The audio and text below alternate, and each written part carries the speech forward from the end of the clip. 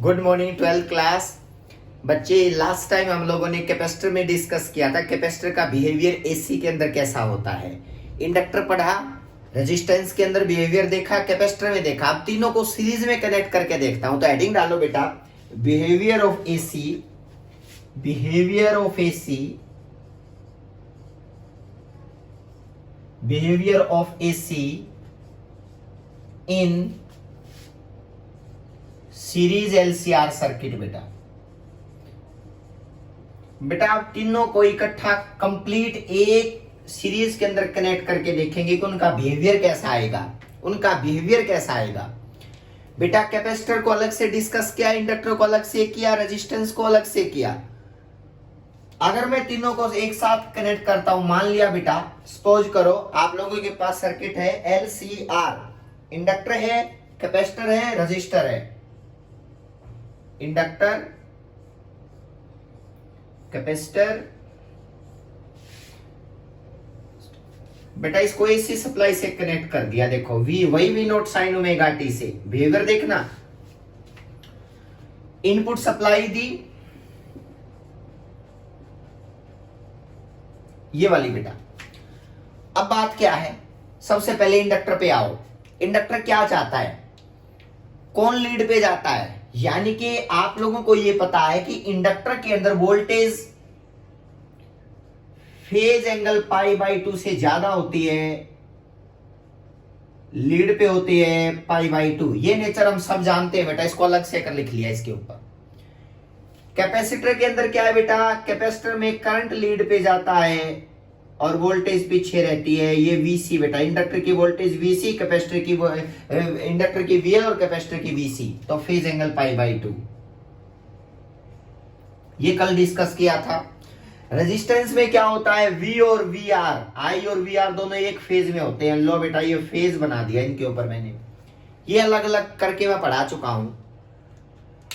अब बात आती है इसमें वोल्टेज लीड पे, इसमें करंट लीड पे, इसमें दोनों सेम फेज में।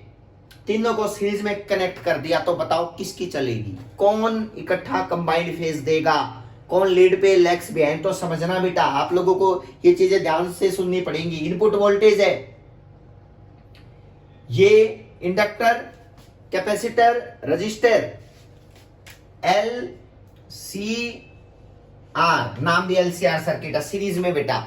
बिहेवियर चेक करना है। सबसे पहले क्या करो बेटा, हमें करंट निकालना पड़ेगा, तभी तो बिहेवियर देखेंगे। करंट से पहले तो टोटल रेजिस्टेंस निकालेंगे बेटा। ये सीरीज वाला कॉन्सेप्ट नहीं है कि कहीं आप सीरीज वाला कॉम्बिनेशन ऐड करने लग जाओ बेटा, इसका नो। क्योंकि ओम्स लॉ को एल और सी तो ओबे करते ही नहीं है बेटा। इसका मतलब ये एल सीरीज कॉम्बिनेशन इस तरह से नहीं है कि आप R1 plus R2 plus R3 कर दो, L plus C plus R। No, ये रेजिस्टेंस नहीं है। अब बात करते हैं इंडक्टर का रेजिस्टेंस की वैल्यू क्या होती है, उसको बोलते हैं इंडक्टिव रिएक्टेंस। ये मैं बता चुका हूं, प्योर इंडक्टर पढ़ा रहा था मैंने। इंडक्टिव रिएक्टेंस बच्चे इसको डिनोट करते हैं XL से, नीचे L लगा देना। इसका मतलब ये रेजिस्टेंस ही होता है इंडक्टर का बेटा, रेजिस्टेंस ही होता है। इसकी वैल्यू कितनी आती है, XL की वैल्यू, XL जो होता है that is equal to omega L। इसका मतलब इसका रेजिस्टेंस ओमेगा L होता है बेटा। अब बात करते हैं इसके रेजिस्टेंस की, इसको बोलते हैं कैपेसिटिव रिएक्टेंस।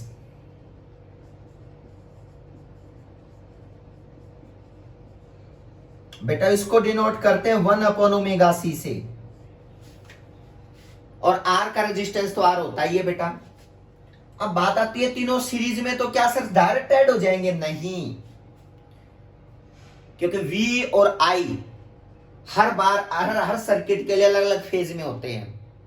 रेजिस्टेंस में तो सेम फेज में, लेकिन इनमें पाई बाई 2 देखो बेटा ऐसा गैप होता है। तो मैं सबसे पहले ये देखता हूं कि इनके अक्रॉस वोल्टेज कितनी डेवलप होगी। Voltage develop across L, C and R बेटा।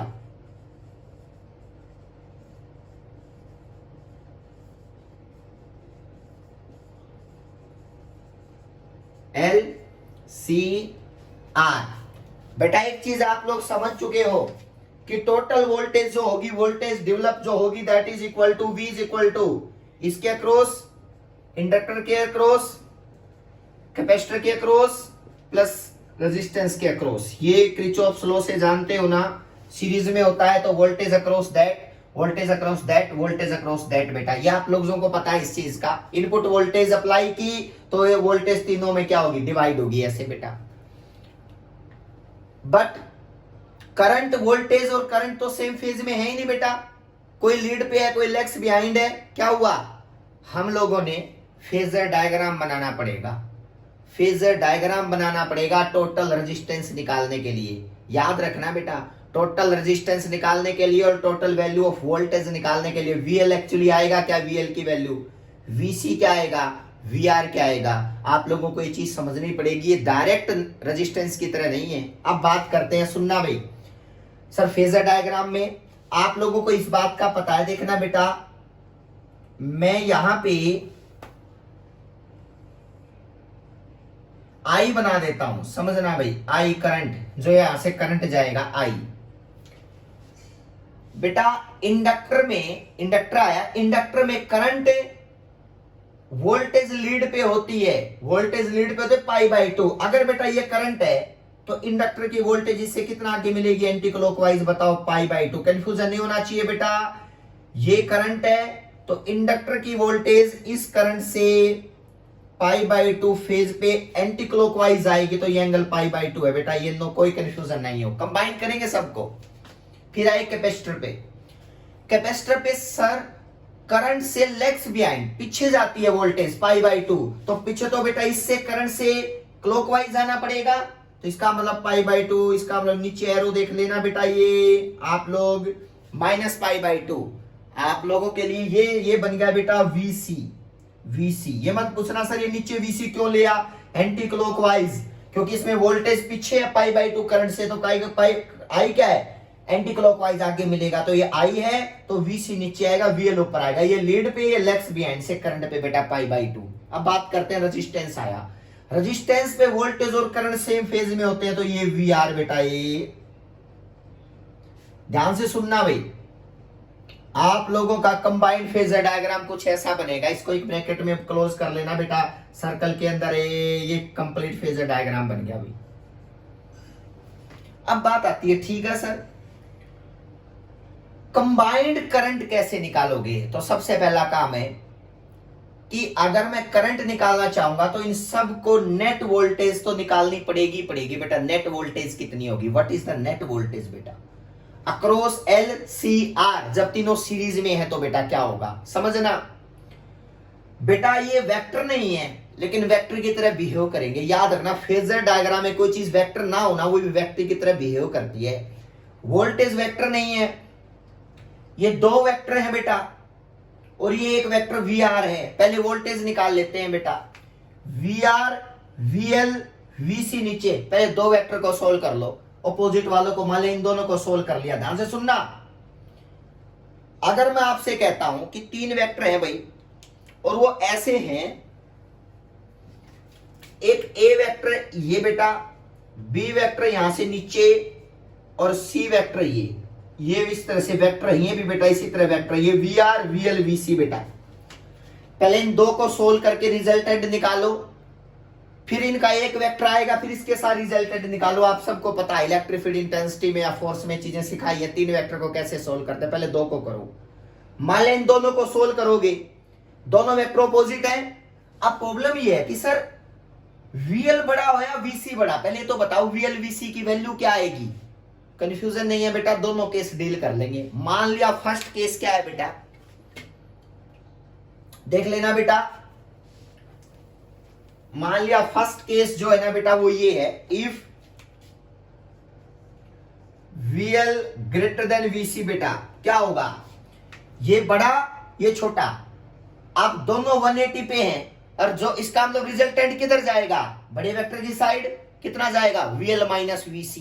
इसका मतलब बिल्कुल सही है बेटा कि इन दोनों को सोल्व करने के बाद एक वेक्टर मिल गया बेटा जो ऊपर की डायरेक्शन में, वो मिल गया VL माइनस VC।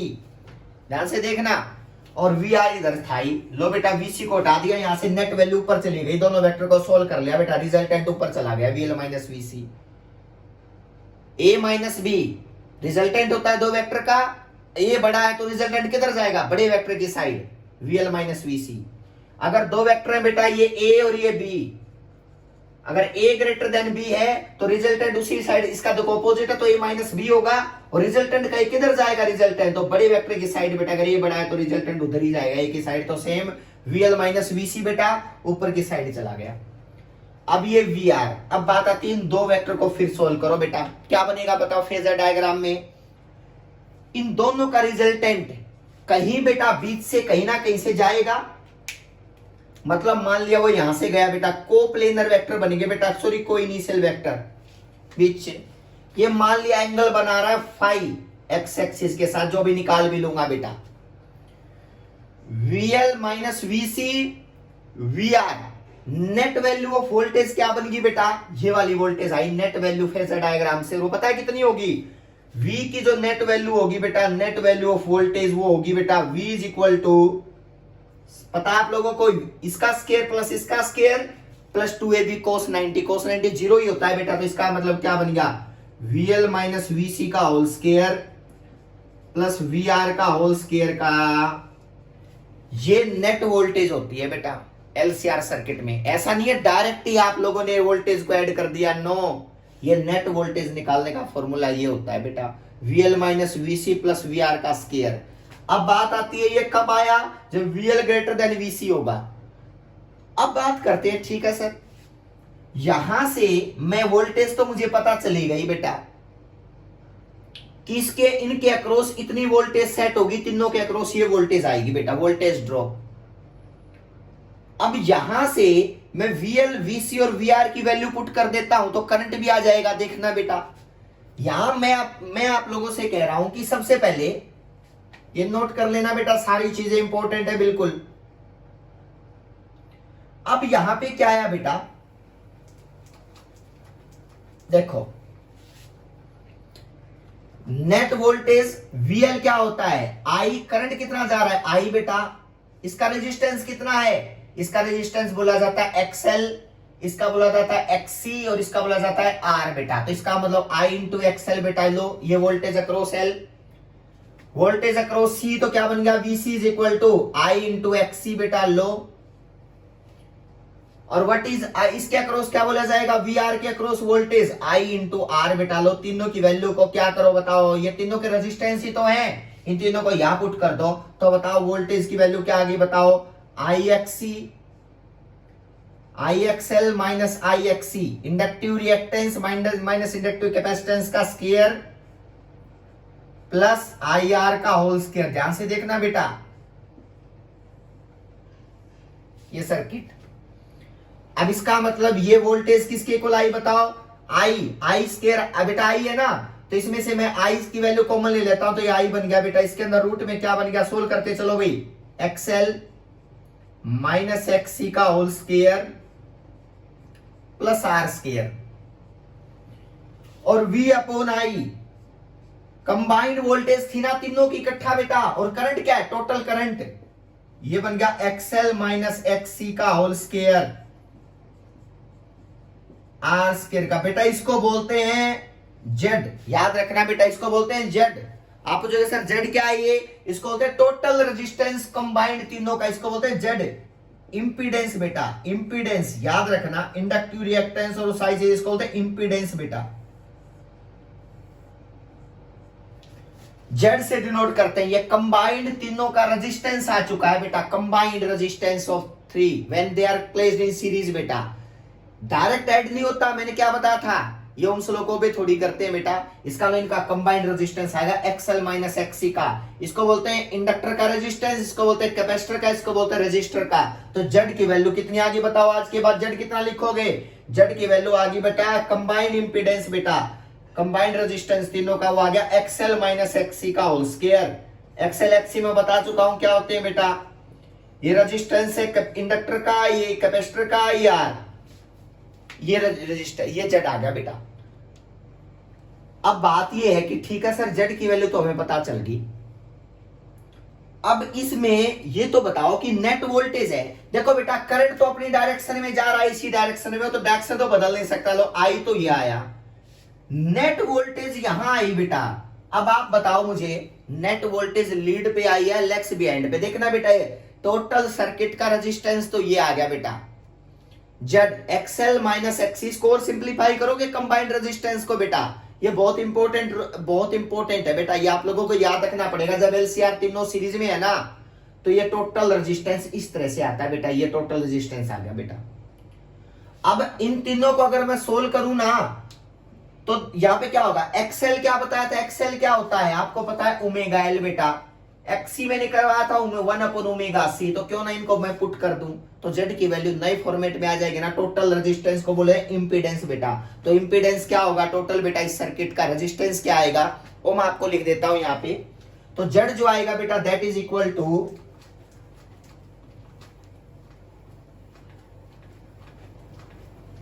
ध्यान से सुनना बेटा, Z is equal to XL को ओमेगा एल, तो बेटा जेड बन गया ओमेगा एल माइनस 1/ओमेगा सी का whole square plus R square का स्केयर रूट। बेटा आज के बाद आप लोगों ने ये फॉर्मूला बिल्कुल टिप्स पे होना चाहिए कि ये टोटल रेजिस्टेंस का फॉर्मूला होता है सर कंबाइंड। अब टोटल करंट कैसे निकालोगे सर, आई कैसे निकालोगे, हमें तो आई चाहिए था ना। आई की वैल्यू क्या आएगी बताओ, वोल्टेज V अपॉन Z बेटा, याद रखना ये बात, V अपॉन Z। तो अगर I की वैल्यू निकालनी है तो I की वैल्यू आएगी V upon root of omega L minus 1/ओमेगा सी का whole square plus R square. याद रखना ये होती है बेटा करंट जो सर्किट में, ये I है बेटा जो यहां आया है, I की वैल्यू निकाल ली बेटा। लो यही मुझे चाहिए थी, I निकल गया बेटा। आप सर इसका फेज वगैरह आपको टेंशन ही नहीं लेनी बेटा, साइन आए कोसाइन आए कुछ नहीं आया यहां पे बेटा।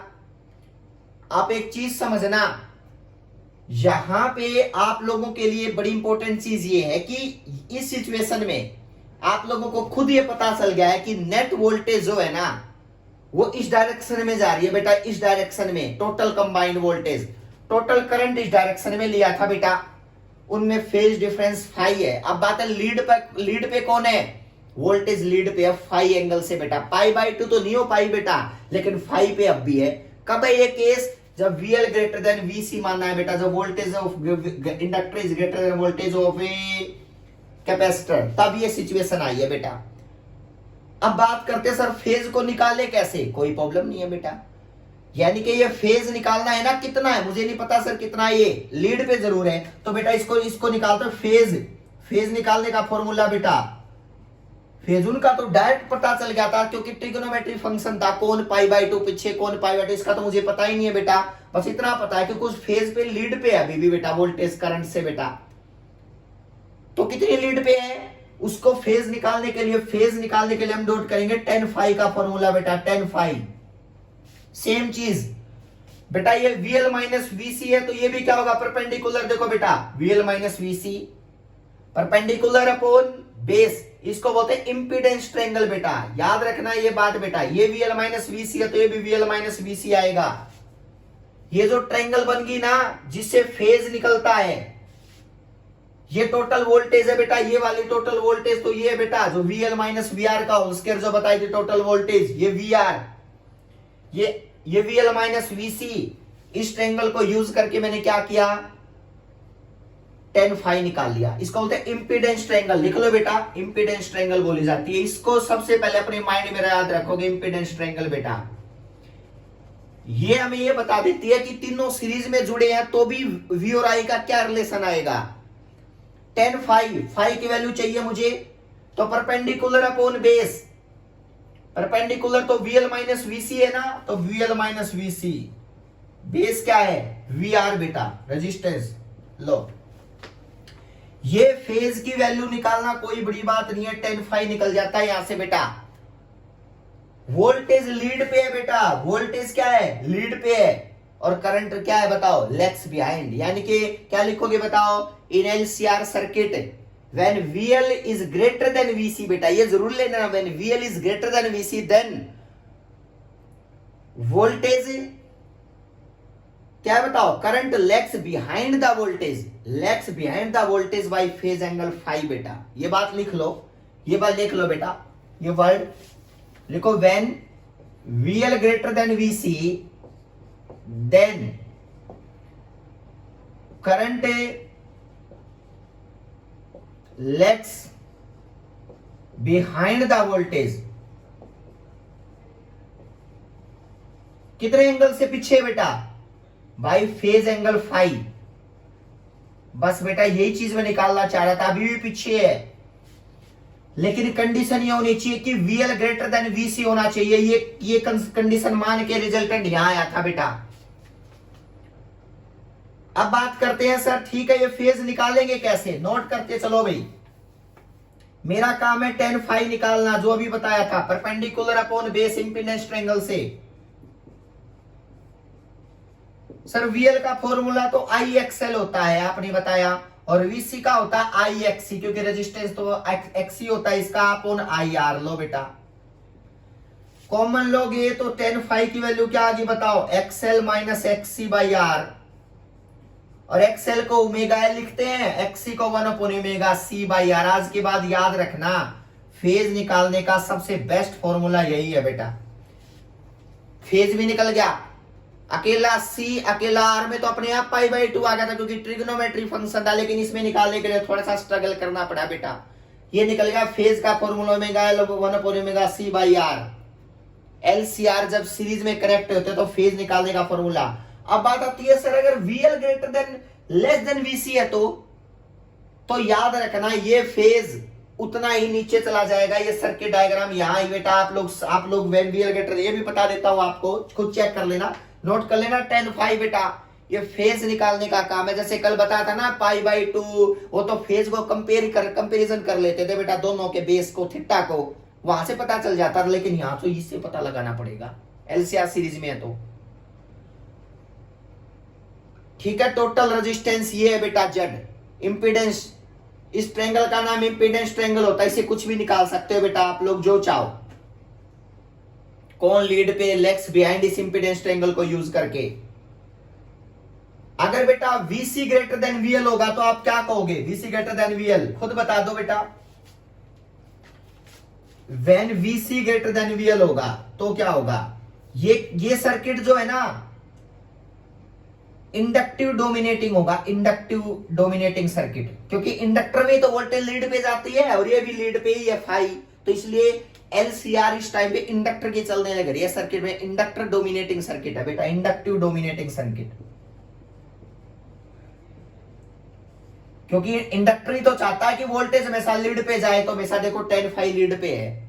अगर ये रिवर्स बन जाए, अगर VC ग्रेटर देन VL बन जाएगा तो याद रखना उस कंडीशन में सिचुएशन क्या बनेगी? VL माइनस VC ऊपर नहीं जाएगा बेटा, ये सर्किट नीचे आएगा, VC माइनस VL आएगा। अब की बात ये VR, ये बनेगा सर्किट, चेक कर लेना बेटा।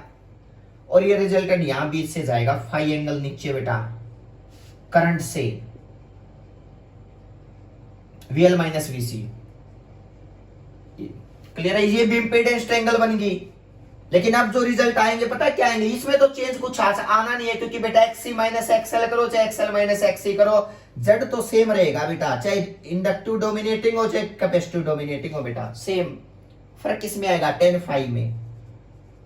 अब tan phi जो VL माइनस VC लेते थे ना, वो लेना पड़ेगा VC minus VL upon R बेटा, लो सॉरी VR, तो आएगा 1 upon omega C minus omega L upon R। ये वाला फॉर्मूला आप लोग याद रखो। ये नेचर क्या है?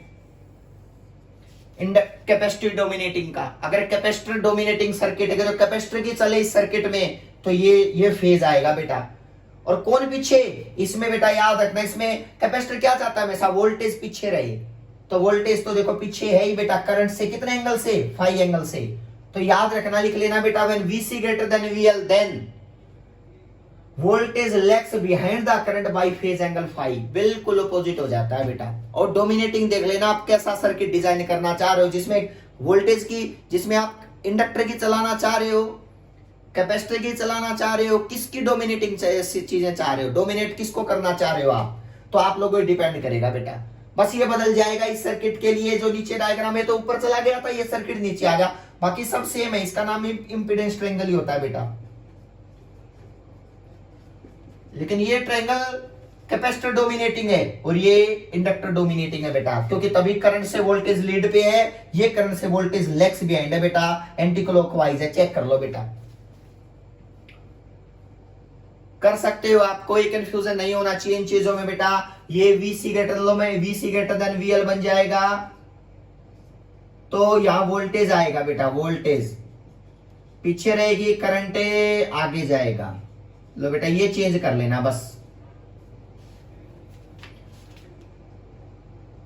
आप कहते हो सर अगर ऐसा हो जाए तो ना हम वोल्टेज की चलाना चाह रहे हो ना सॉरी इंडक्टर की ना कैपेसिटर की, तो VL is equal to VC हो जाएगा। तो अगर दोनों आपस में एक दूसरे को कैंसिल आउट करवाना चाह रहे हैं तो हम तो भी कर सकता है बेटा। तो उस सिचुएशन में क्या बनेगा, उस सिचुएशन में एक दूसरे को कैंसिल आउट कर देंगे तो नेट वैल्यू नीचे आएगी ना ऊपर जाएगी।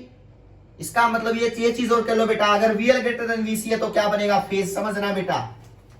अगर किसी की नहीं चलाना चाह रहे हम सर्किट में, ना कैपेसिटिव नेचर ना इंडक्टिव नेचर, तो क्या होगा बताओ, when VL is greater than VC is equal to VL बन जाए तो tan phi क्या होगा, tan phi का फॉर्मूला होता है VL minus VC by VR, ये जीरो बन गया। लो tan phi इज इक्वल टू क्या आ गया बताओ, जीरो, मतलब फेज डिफरेंस जीरो आएगा V और R में। वो किस में होता है, रेजिस्टेंस में, वो किस में होता है, रेजिस्टेंस में। अब आप लोग इस फॉर्मूले से भी लगा सकते हो बेटा, ये बड़ा इंटरेस्टिंग है, मैं इस चीज को रब कर रहा हूं भैया, मैं इस चीज को रब कर रहा हूं बेटा।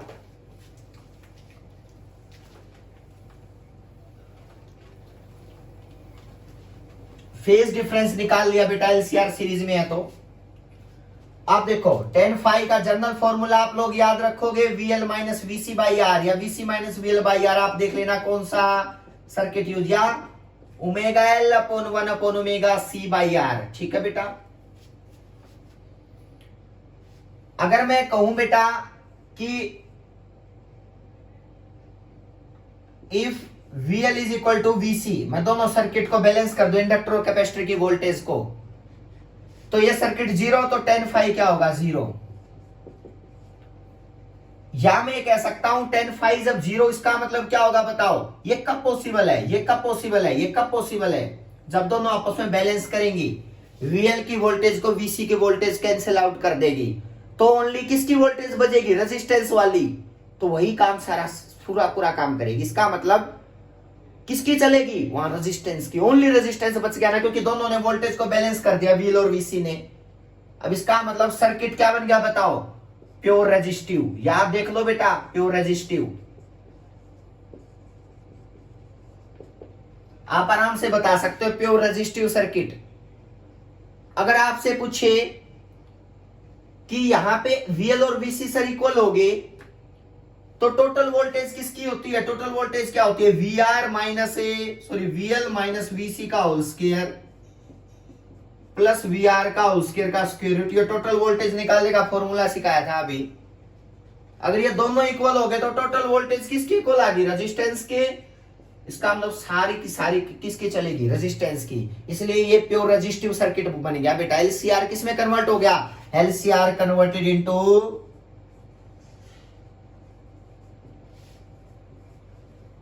प्योर रेजिस्टिव सर्किट बेटा।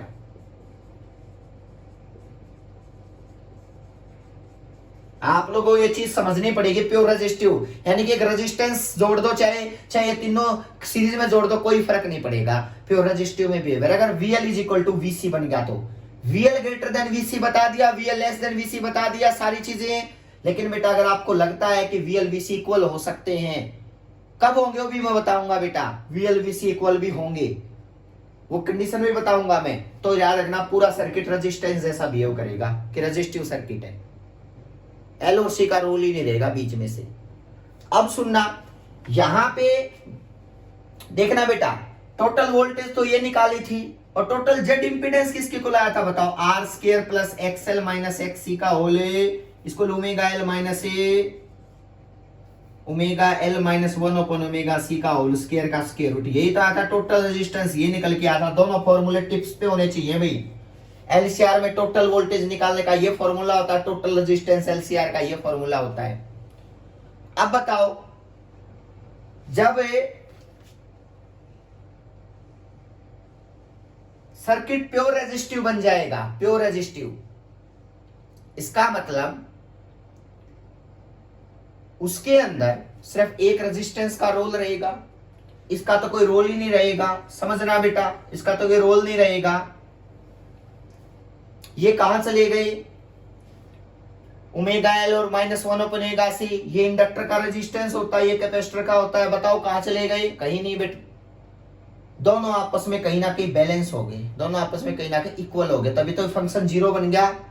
क्योंकि जब सर्किट प्योर रेजिस्टिव ही बन गया एलसीआर, इसका मतलब ये टर्म कहां चली गई, इसका मतलब टोटल रेजिस्टेंस तो किसके इक्वल होगा बताओ, टोटल रेजिस्टेंस तो आर के इक्वल मिलेगा ओनली लो,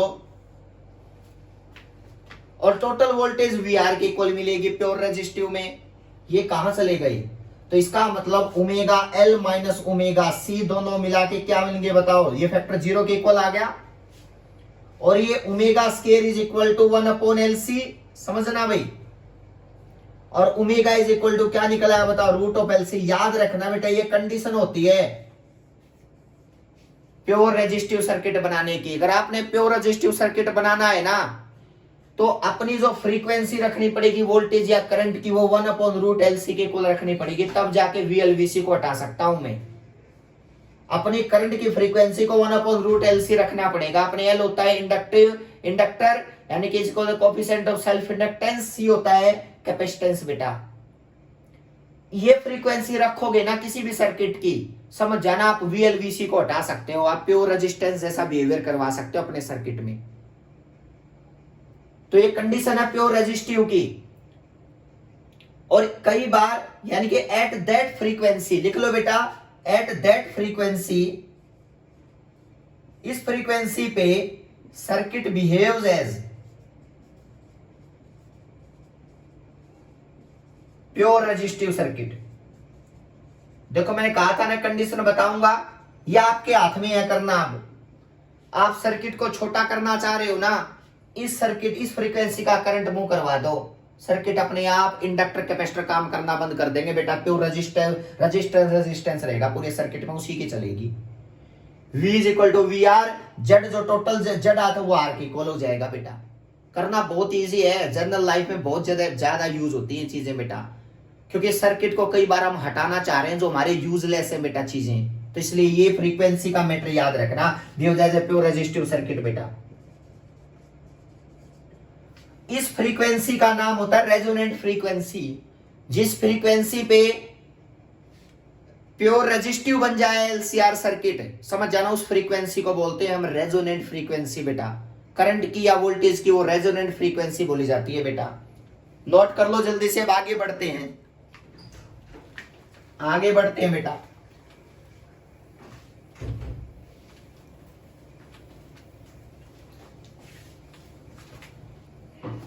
देखो बेटा, यानी कि omega is equal to √LC, और कई बार बेटा ये फ्रीक्वेंसी 2π होती है ना, एंगुलर फ्रीक्वेंसी होती है बेटा, ये 2πf लीनियर फ्रीक्वेंसी के साथ रिलेशन आता है कई बार।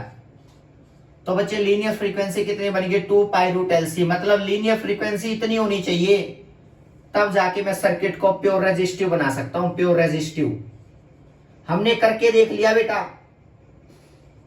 क्या चीजें डोमिनेटिंग करके देख लिया। इंडक्टर का डोमिनेटिंग होता है तो जेड फिर भी आता है, कैपेसिटिव डोमिनेटिंग होता है तो भी आता है जेड, लेकिन जैसे ही VL और XL और XC बराबर हो जाएंगे, VL और VC बराबर हो जाएंगे, तब वो सर्किट प्योर रेजिस्टेंस जैसा होगा, और वो इस फ्रीक्वेंसी पे पॉसिबल है जिसको बोलते हैं resonant frequency.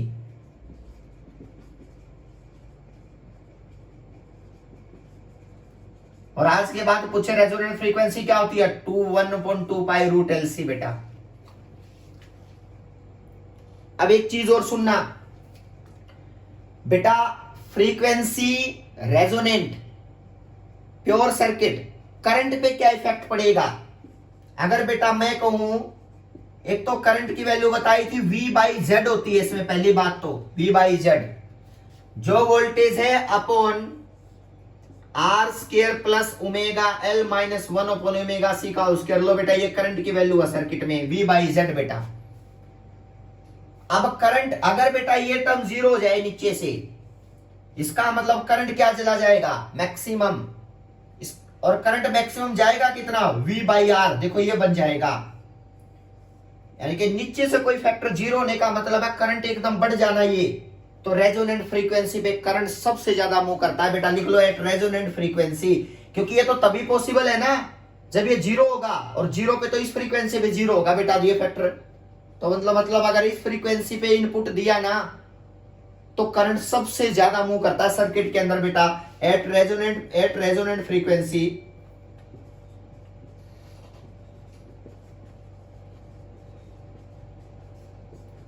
Current moves maximum. और कितनी वैल्यू होती है, वो वैल्यू होती है V/R। V/R प्योर रेजिस्टेंस का बिहेवियर करेगा वो V/R, ये करंट आ गया बेटा। अदरवाइज Z जो होगा ये फैक्टर होगा तो कुछ तो कम ही होगा, Z आई, तो इसका मतलब, लेकिन जैसे ये जीरो बन गया, ओमेगा L और ओमेगा C दोनों ये फैक्टरी जीरो बन गया, किस फ्रीक्वेंसी में पॉसिबल है, 1/2/√LC इनपुट फ्रीक्वेंसी रखनी पड़ेगी हमें, तब ये हट सकता है बेटा ओनली। अब बात करते हैं प्योर रेजिस्टिव, इसका मतलब LCR सर्किट को प्योर रेजिस्टिव सर्किट बनाना कोई बड़ी बात नहीं है। इस करंट की मैक्सिमम वैल्यू करना भी मेरे हाथ में ही है बेटा, कब करंट को मैक्सिमम कर दो, कब मिनिमम।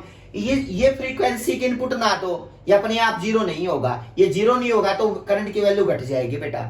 इसका मतलब करंट कम सर्किट में चाहिए तो कम भी ले सकते हैं, करंट एकदम ज्यादा चाहिए तो इस फ्रीक्वेंसी का इनपुट दे दो बेटा, इनपुट सप्लाई इस फ्रीक्वेंसी की, ये अपने आप जीरो हो गया, और जीरो होते ही सर्किट प्योर रेजिस्टिव बन गया। इसका मतलब करंट एकदम क्या होगा बताओ, शार्प जाएगा सर्किट में बेटा।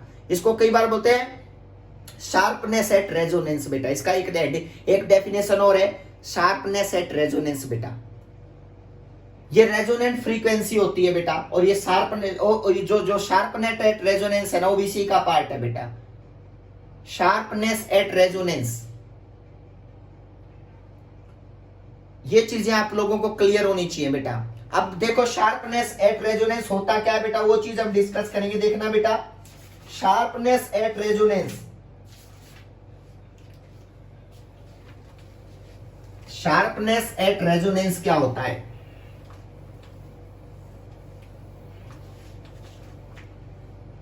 मान लिया बेटा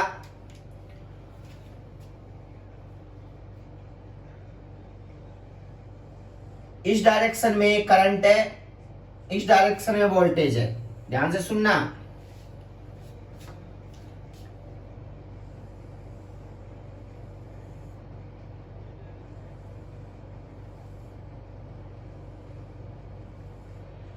करंट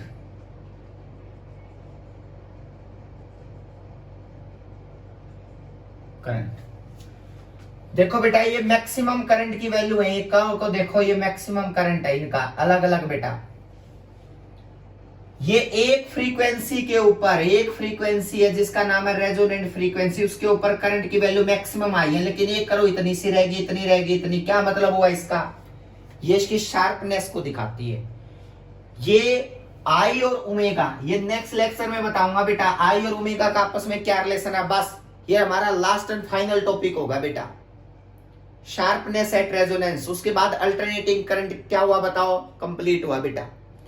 ये चीज आप लोग रिवाइज करना, देखना इन चीजों को। Thank you so much.